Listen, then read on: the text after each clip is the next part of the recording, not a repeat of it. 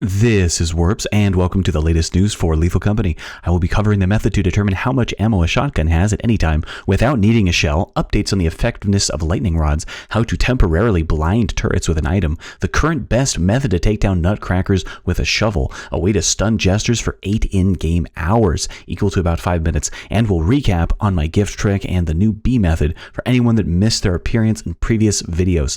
Let's get started. So I found a way to determine how much ammo is in a shotgun without a shell. Normally you could just use a shell and fake a reload and cancel it midway to see how many shells are in there, but you can't always do this. Sometimes you don't have a shell. I run into this situation a lot. So here is 3 shotguns. The one on the left has 2. The one in the middle has 1, and the one on the right has none. Now, when you pick up a shotgun, you can hit E, and that will attempt a reload. If it's full, it'll make no sound at all. However, if you press this on a gun with 1 or 0 rounds, it will make a noise when you hit reload. So you can tell if it's full by the lack of a noise when you hit E. But if you have the safety on for a gun that has 1 or 0 shot, it will make a clicking noise, and this noise will be different. Here it is with me not talking.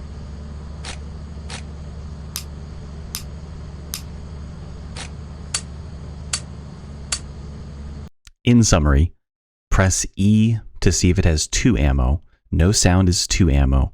Fire it with the safety on. And if it's a high-pitched click, you have 1 shot. And if a low-pitched click, you have 0 shots. This is the easy way I've developed to take out a nutcracker with a shovel consistently. You just crouch and get kind of close when he's getting ready to fire. Once he fires, you just back up a little bit. And you just kind of repeat this. But there is a timing that you need to keep in mind. Your 4th hit on him that leaves him with 1 health, because they have 5 health, he will enrage when you hit him and get him to 1 health, and he will do everything like twice as fast, if not more. I don't know the exact numbers. It's very fast.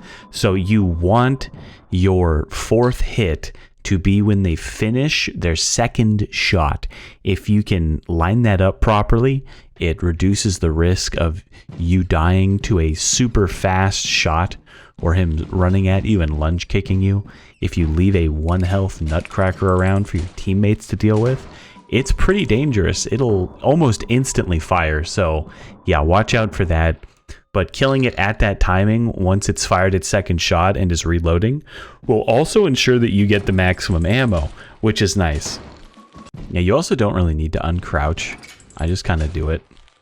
It's probably safer not to uncrouch in case he does trigger the enrage by you accidentally attacking too fast early on, which I've done a few times now that I've gotten like so fast at this, I'm doing damage too quickly, and I will enrage him on accident if I don't intentionally slow down, which is pretty bad, like really bad.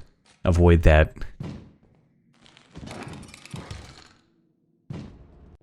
So I found this a long time ago when I was streaming, but it didn't really deserve its own video, so I kind of just forgot to mention it. You can block turret line of sight and shots with a ladder.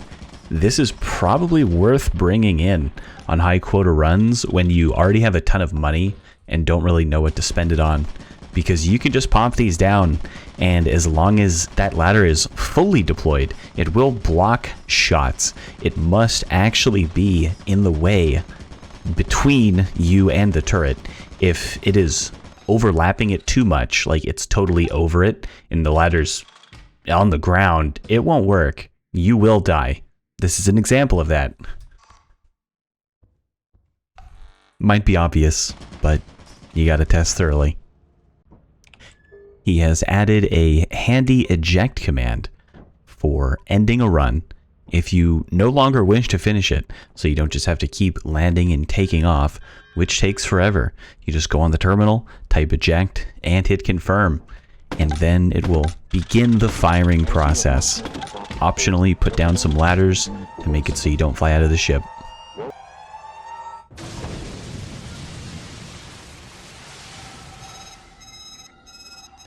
So it turns out that lightning functions differently than I originally thought, which I talked about in my tool guide video, where I advised to use lightning rods to soak up the lightning. Now, I had originally thought this would also work on random lightning, but it doesn't. I talked to someone who actually looked at the code, and there are two different kinds of lightning: the random lightning and the targeted lightning. Now, the random lightning you can't do anything about. You just will have a chance to die. But the targeted lightning apparently has a map-wide range. So the lightning rods are even better than previously thought for actually bringing back items and avoiding being struck while doing so. So by putting down some lightning rods by the ship in a convenient spot, it doesn't even matter where, just somewhere you can easily grab them when you're taking off, you are making it so when you come back with stuff, you don't have to deal with nearly as much lightning. Now, the system works kind of weird according to that same code diver, and how the lightning decides to strike items is not very consistent. As you could probably see from this time lapse of the lightning, that scrap has been struck tons of times, the bell a bit. If there is a way to control this, I have not found it yet, but putting a few different items out should be able to soak up most of the lightning, unless you're carrying something back that really likes being struck. So I was trying to find a way to stop jesters from being quite as annoying on mansions, or just in general, but on facilities you can seal them away. However, on mansions they kind of run rampant, and I theorized putting multiple radar boosters next to a jester that's cranking and having the terminal user flash them in a cycle. Now, this does actually work, and upon testing with a precisely timed macro with 1850 milliseconds in between each flash, I managed to make the jester take 5 minutes and 20 seconds to finish cranking. Now, that is from 1 to 9 p.m. in-game time. The problem is, of course, that requires a macro. If you have at least the terminal history mod, which allows you to use your up arrow key to go through your previously entered commands, you could type all of the flash commands out and then hit the up arrow key 3 times and hit enter, and that would cycle between 3 different flashes. The question is if it's worth the effort. It is kind of the only thing a terminal user can do on a planet like Rend, besides occasionally teleport you, so it's something to think about. Who knows, maybe it'll be useful one day. With Rend being the previous planet you visited, and these presents being in this spot, you will go back to the main menu and reload the save. Now, anywhere you go next, these will be cash registers. I must also mention that there is a problem where if you are at the company and you reload the save, your gift boxes will be empty. Now, you're going to want to attract the bees like this, grab it, and do this jump. You will need the momentum for this. It's possible to mess up. And then you drop it off the edge while still on the roof. You must still be on the roof for this. I don't know exactly why this happens. It's something with that first jump I do. It somehow primes the item to be collected when it's dropped, as long as you're within a certain area. I've tried using ladders to get on the roof, but it won't work the same way. I've even tried to use ladders to walk past that certain zone, but that also doesn't work.